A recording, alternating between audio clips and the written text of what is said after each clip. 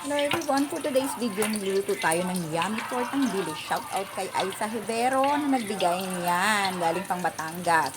Okay, so ang una natin gagawin pag halu-haluin naman ang mga ingredients. So, ang ating dili sa lalagyan natin ng itlog, paminta, asin, magic sarap, all-purpose flour or harina. Okay, ayan, titimplahin natin. And then, ipiprito natin yan, syempre, after natin ma-mix. So, yan, medyo na golden brown na siya. Babalik pa rin lamang. Ayan. So, napakasarap po yan. And later, ang gagawa natin ng masarap na sausawan. Kasi sausawan po ang nagpapasarap dyan.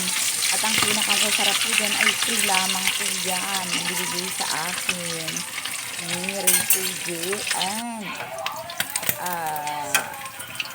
Aiza Hibero. So, ayan na. Luto na nga siya. Ayan.